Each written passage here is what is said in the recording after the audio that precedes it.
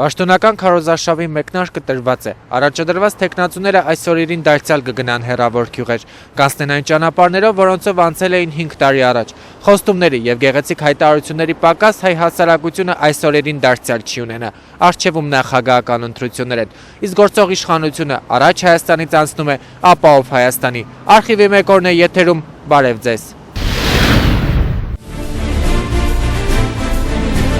Գեցե Հայաստանը, առաջ դեպի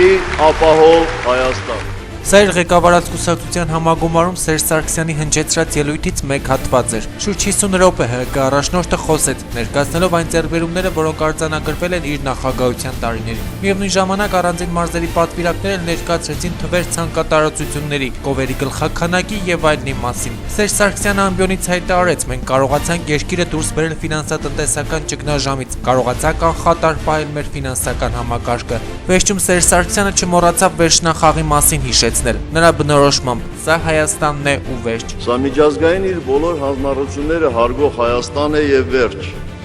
Սա իր պատմությունը հիշող, նրանից հզոր լիցքեր առնող, բայց նաեւ ունոտիքը իր վրայից թափող նոր պատմություն կերտող Հայաստան է եւ վերջ։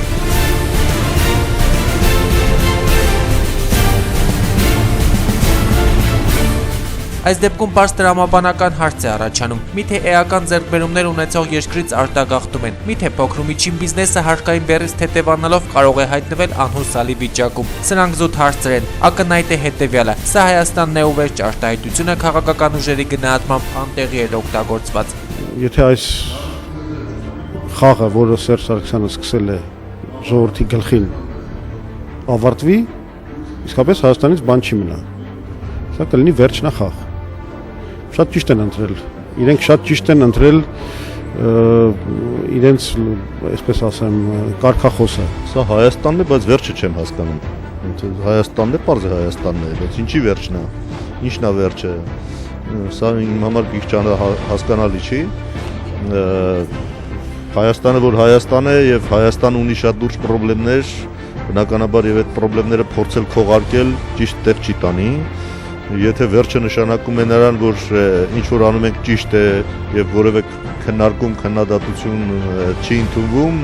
սա շատ տխուր պատկեր կարող է առաջացնել։ ՀՀԿ 14-րդ համագումարում Սերժ Սարգսյանը նաև հայտարարեց օրենքի գերակայության եւ իրավունքի Հայաստանի մասին։ Այդ միտքը դարձյալ իրականությանը չհամապատասխանող բնորոշեցին, որովհետեւ օրենքի գերակայության պարագայում սեփական ժողովրդին սեփական երկրում չէին խաբի։ Անօրինական ձևով չէին զրկի, ասենք, բնակարան ունենալու իրավունքից, որովհետեւ օրինական երկրում սեփական քրտինքով հացվածտակող մարդուն չէին ստիպի աշխատել ամիսներ շարունակ առանց աշխատավարձ։ Օրինակները բազմաթիվ են։ Բավարար են միայն Բաղրամյան 26-ի դիմաց բողոքի բազմաթիվ ակցիաները։ Նայրիդ գործարանի աշխատողներն են։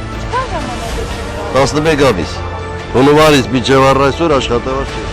Ամեն ամիս խապում են։ Այս ամսի 15-ին, մյուս ամսի 15-ին, 3 ամիս լռան մասին ցույց են կանում, գործանի դեմը բերում են մի ամսվա տալիս են։ Նորից 3 ամիս չեն, 2-3 ամիս չեն տալիս։ Բան որ նստանում 60-ից 80 հազար, հատուկ են 100 հազար, իսկ բարձր աշխատողները 3-ից 4 միլիոն։ Սերժ Սարգսյանը չի կարողանում մի հատ կնոջ վրա, որ կարողանա ասել սիրելիս այդ մարդկանց տները տուր իրան, ոչ թե ուրիշների համար, տանում է ինչ անում։ Տեր Աստված։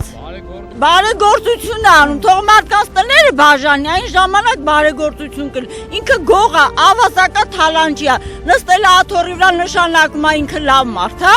Ամբողջ ժողովրդի խամաճկինման խաղացնում է, չի ամաչում։ 4-րդ տարին է ձգվում սա, 8 թվականից առայժմ էս 13 թիվն ենք անցնում, 5-րդ տարին է գնում, ամոթ է վերջապես, կոպեկ առ կոպեկ հավաքել ենք մենք։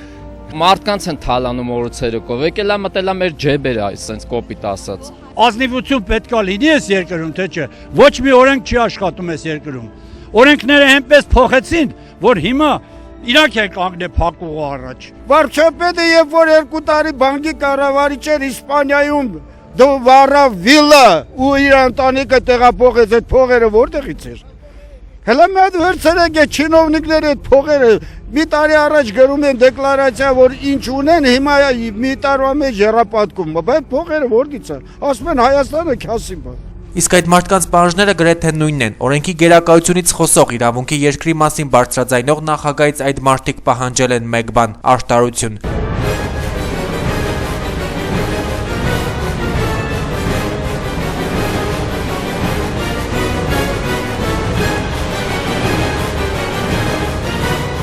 Այժմ մեկ այլ դեպքի մասին, որը դարձյալ վկայում է այն մասին, որ ապահով Հայաստանից դեռ շատ ենք հեռու։ Նախորդ տարեվերջին լրատվամիջոցներում տեղեկություններ տարածվեցին այն մասին, որ Բելլաջո ռեստորանային համալիրի մոտ տեղի է ունեցել վիճաբանություն, որը վերածվել է ծեծկռտուկի, որի գլխավոր դերակատարը լրատվամիջոցների տեղեկությունների համաձայն Սերժ Սարգսյանի եղբոր Սաշիկ Սարգսյանի որդին է։ Ըստ հրապարակումների մեքենայի կայանման հետ կապված վիճաբանությունը վերածվել է ծեծկռտուկի, որի ընթացքում Սաշիկ Սարգսյանի որդու Նարեկ Սարգսյանի շրջապատի մարդիկ կիրառել են հրազեն եւ ոտքից վիրավորել գործարար Խաչատուր Սուքիասյանի եղբորը։ Հայաստանի Հանրապետության ոստիկանությունը սակայն քրեական գործ չհարուցեց։ Բողոքող կողմ չի եղել, պատճառաբանեցին իրավապահ համակարգից։ Ոստիկանության գործառույթը կամ հերքել կամ հաստատելն է։ Եթե ինքը ոչ հերքում, ոչ հաստատում, նշանակում է ինքը իր գործառույթը չի կատարում։ Ինչի՞։ Որովհետև հանցագործը Սերժ Սարգսյանի բարեկամն է։ Դե այդպես էլ ասեք, որ Հայաստանի Հանրապետությունում բոլոր մարդիկ հավասար են օրենքի առաջ, իսկ Սերժ Սարգսյանի ընտանիքի անդամները ավելի հավասար են օրենքի առաջ։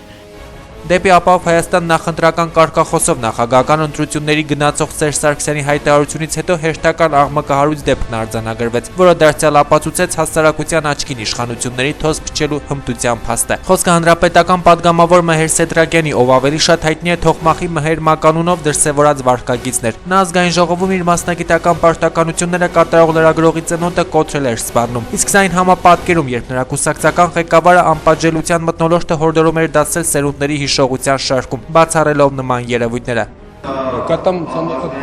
Դավայ թռել է։ Ինչի՞ է։ Արդեն կապները կդրվել է, սանձները թողեցիք ընկակարտել։ Ինչ են կարել։ Դե գնալ է։ Այդ արարքը ցույց է տալիս հանրապետական կուսակցության ամբողջ պերճանքը եւ լկտիությունը։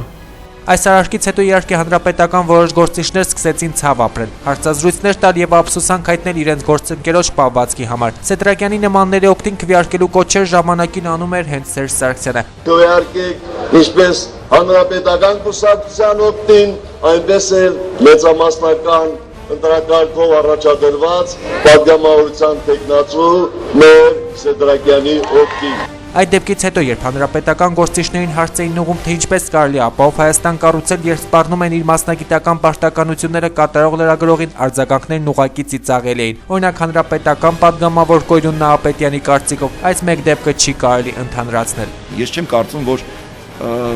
դրանից կարելի է ուղղակի նման ծայրահեղ եզրահանգումներ անել։ Մենք անընդունելի ենք համարում ցանկացած բռնություն, լինի լրագրողի նկատմամբ, թե ցանկացած քաղաքացու նկատմամբ, որևէ նշանակություն չունի։ Բռնությունները միանգամայն անընդունելի են։ Սակայն այս դեպքը միակը չէր։ Հասարակության հիշողության մեջ դեռ թարմ է 2012 թվականին մեկ այլ հանրապետական падգամավորի Հայաստանի ֆուտբոլի ֆեդերացիայի նախագահ Ռուբեն Հայրապետյանի թիկնազորի ոհմակային գործողությունը։ Հարսնակար ռեստորանային համալիրում դաժան ծեծի ենթարկվեցին ռազմական 3 բժիշկներ։ Նրանցից մեկի՝ Վայ Ավետյանի կյանքը բժիշկներին փրկել չհաջողվեց։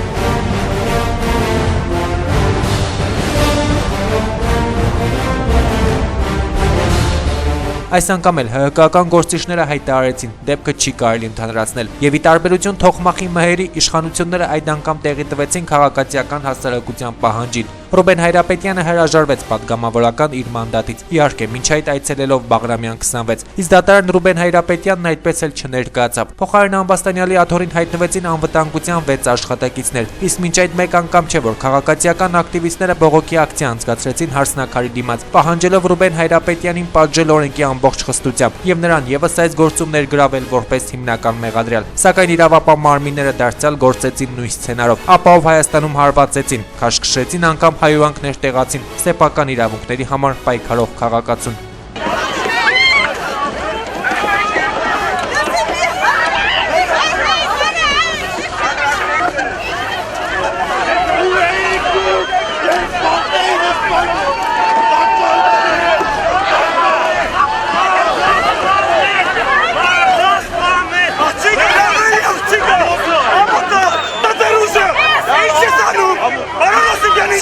Amota! Amota! Amota! Amota! Այս հանցակորձ համագարքին վերջը դրվելու է։ Այժմ վերադառնանք ներքաղաքական զարգացումներին եւ մասնավորապես առաջիկա նախագահական ընտրություններին։ Այն, որ ընտրությունների ելքը կանխորոշված է, անհերքելի է։ Գործող ռեժիմը արեց հնարավոր ամեն ինչ քաղաքական դաշտը ամայացնելու համար։ Սերժ Սարգսյանի մշակած խաղի կանոններով խաղալ քաղաքական որոշ ուժեր չցանկացան։ Շատերի գնահատման պատճառը մեկն է։ Նախագահի աթոռը Հայաստանում էժանացել է։ Այս խաղում հաղթեց Սերժ Սարգսյանը, սակայն իրականում կյանքը խաղ չէ։ Նախագահի աթոռը այնքան է էժանացել, որ ցանկացած մեկը ով արտանում է կարող է ունենալով այդ 8 միլիոն դրամը ներկայացնել իր հայտը եւ մրցել քաղաքական կենսագրություն ունեցող մարդկանց հետ։ Նա արեց ամեն ինչ, ինչպես անում էին նաեւ իր նախորդները եւ Լևոն Տեր-Պետրոսյանը եւ Ռոբերտ Քոչարյանը, որպեսզի քանդվի քաղաքական դասը, որպեսզի քանդվի կուսակցական ներկայացությունը, վարկաբեկվում, կաշառվում, փչացվում էին կուսակցությունները եւ վերջապես դա իր գագաթնակետին հասավ հենց այս վերջի շրջանում։ Դրա հիմքերը դրեց իհարկե Տեր-Պետրոսյանը, դա ամրապնդեց վատ իմաստով իհարկե Ռոբերտ Քոչարյանը, իսկ Սերժ Սարգսյանը քաղում է այդ պտուղները եւ չպետք է բացառել, որ օրինակ ասենք 2018 թվականին Ռոբերտ Քոչարյանը նորից կգա կամ Սերժ Սարգսյանը Ռոբերտ Քոչարյանը կորոշեն, որ սահմանադրական փոփոխություններ են անում, այսինքն ինչ կուզեն կանեն։ Քաղաքական դաշտը մոբիլիզացնելով Սերժ Սարգսյանը հարթեց դեպի բացարձակ հաղթանակ տանող ճանապարհը։ Հասկանալի է, որ ներկայիս քաղաքական համակարգն ու քաղաքական դասը սպառել են իրենց եւ պետք է հեռացվեն ասպարեզից։ Իսկ հասարակությունը պետք է ստեղծի քաղաքական նոր կառույցներ, որոնք կգործեն բացառապես սահմանադրական իրավունքների ու պարտականությունների շրջանակներում։